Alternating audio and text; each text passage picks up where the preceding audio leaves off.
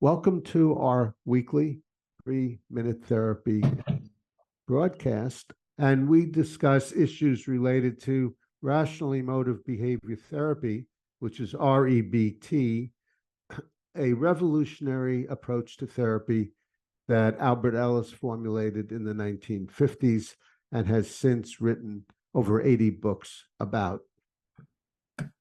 I'm Dr. Michael Edelstein, a clinical psychologist and author of 3-Minute Therapy, and I'm here with my broadcast partner, Mick Berry, an REBT expert, and behind the curtain, Chris Rossini, our tech engineer. REBT comes from the principle that our emotions come from our thinking about situations, excuse me, not about situations themselves. And that's a basic principle that we'll probably be getting back to during this discussion. And when people get themselves disturbed, which is anxious, depressed, angry, or guilty, it comes from a particular type of thinking, and that's thinking in terms of demands. Demands on oneself. I must do well and get approval, or else I'm no good. Demands on others. Others must treat me well, or else they're no good. Or the conditions of one's life. My life must be fair, easy, and hassle-free, or else my life is horrible. So in order to get over emotional problems, identify your must or should, and then question, challenge, and contradict it.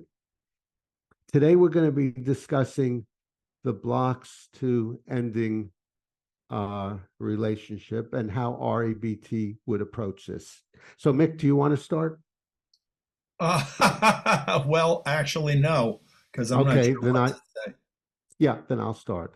So one of the blocks people have for ending a relationship is a fear of being alone.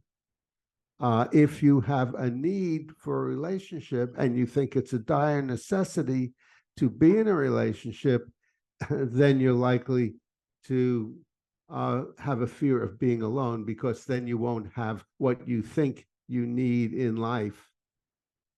But the answer to that, to overcoming that fear of being alone, is showing yourself that the worst that happens if you are alone is you feel uncomfortable, disappointed, frustrated. But those are common emotions that people have every day, and there's no reason to make yourself afraid of it. So you're making yourself afraid of being alone. It's not being alone that causes your fear. So you can change that, because it's a matter of changing your thinking. Right. And Michael, I wanted to say it would be preferable for many people to be in a relationship and unappealing to be alone. But just because it's unappealing, this is just reiterating what you're saying with different words. Just because it's unappealing doesn't mean it can't be done. Exactly. Yeah. Another block people have to ending a relationship is that they are afraid that the person that they're ending the relationship with will feel hurt.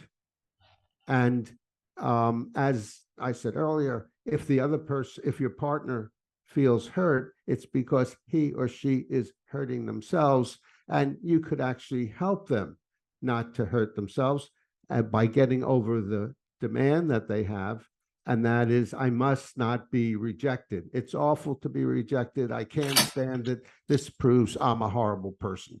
So you can overcome that in that way and realize that that's a risk.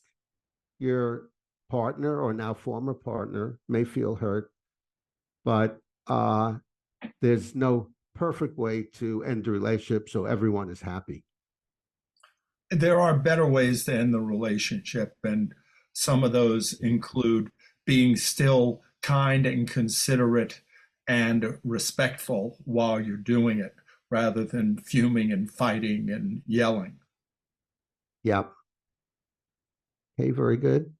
And another block people often have is the fear of the unknown. When you end a relationship, you don't have a guarantee that you're going to have another relationship or have another relationship soon. There are probabilities that you could, if you are assertive and meet people and go after what you want, but there is the possibility that it might go, your being alone might go on for quite some time, but it's really not unknown. Uh, either you'll find someone or you won't find someone. And in either case, it's unpleasant, unfortunate, but hardly the end of the world. Yeah. And also, if you're in a relationship that you are not enjoying being in, then being alone is preferable to being in a relationship you are not enjoying, of course. Yeah, right. Another block for people to ending a relationship, especially if they have been married or are married, is the financial entanglements. They might have shared assets, leases, debts, etc., that can require untangling if you split, which is a complicated process. But again, if you make that into a demand, a must, it must be easy to end the relationship. I must not have other obligations to my partner if I end the relationship. This would be horrible. I couldn't stand it. Then that'll tend to block you to end the relationship. But it just means facing the discomfort for the moment or for the short term in order to have more comfort in the long run. Because as you said, Mick, if you're better off, if you feel better without the relationship than with it, then in the long run, you'll be out of the relationship and you'll be better off. Yeah. And also, what you were saying, when you end a relationship, you're giving yourself unknown possibilities of who you might meet to get into a relationship. So there is one aspect of ending a relationship we haven't touched on yet, and REBT would certainly advocate thinking about this. There's an excitement to it, and there is a happiness about and a hope about the possibilities of what may happen. So there are even happy aspects of ending a relationship. Yeah, that's an excellent point. And that is, you can have excitement about thinking about who you'll meet next and the wonderful qualities of your next partner.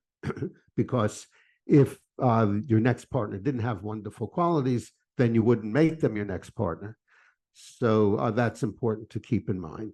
Yeah, and I've also told myself, even if I don't meet somebody or if it takes a while, it can be fun to see that there are other people that I can get excited about. And even if they're not interested in me, it's heartening and fun to see, wow, there are other women that I can get excited about. They might not want me, but there are other women in the world. There are now 7 billion people on the planet, and Lord knows how many within an age range of coupling up with an individual, but it's a large number.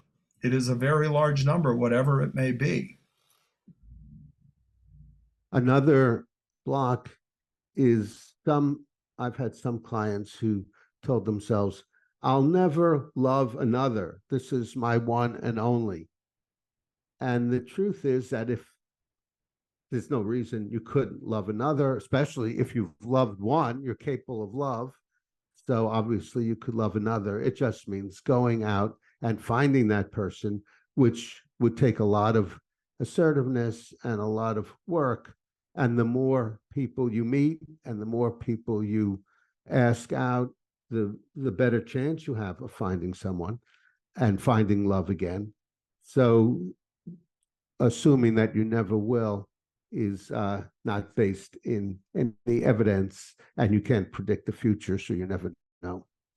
Right. I yeah, Mick, did you have more that you'd like to add? I'm pretty much included everything I wanted to Yeah, say about this. yeah, I wanted to say when somebody is getting rejected, they often feel bad. But I've observed if somebody is loving someone else and they get rejected by this person that they love, one thing that people I find almost always overlook that the act of loving is a wonderful quality.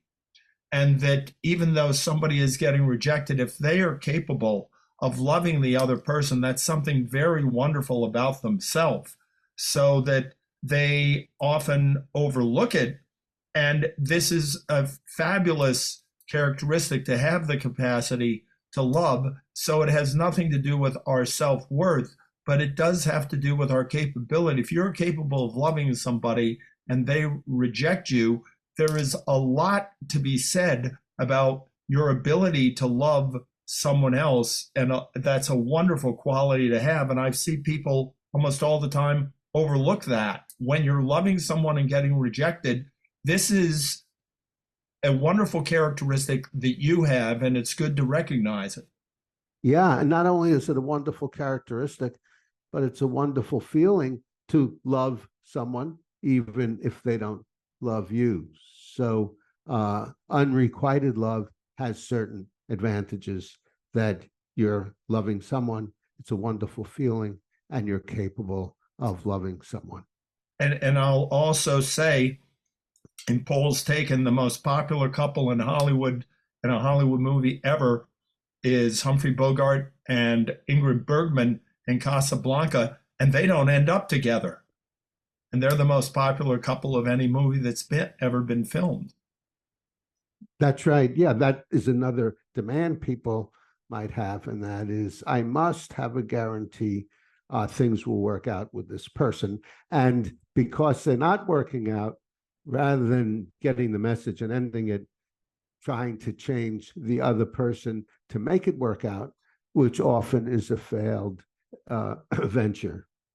Yeah, and I wanted to say just lastly, ending a relationship can be a very exciting thing in terms of raising our frustration tolerance, because I know I have generally found it very difficult. But when we look upon situations that we find difficult as a chance to raise our frustration tolerance and to raise our commitment to accept life and accept others and accept ourselves, then breaking up with somebody is a fantastic opportunity to practice that. Excellent. Good point. Okay, thank you, Mick Berry, my podcast partner, for joining me on this. I'm Dr. Michael Edelstein, clinical psychologist, author of 3-Minute Therapy, which you can find at 3minutetherapy.com. And if you have questions, you can find my phone number and email address on my website. And also you can contact Mick Berry if you have questions. And thank you, Chris Rossini, our tech engineer, Thanks, for helping us Chris. out with this. And if you like to add to what we said, comment below, give us a thumbs up if you enjoyed this or got something useful out of it. Suggest subjects for future podcasts.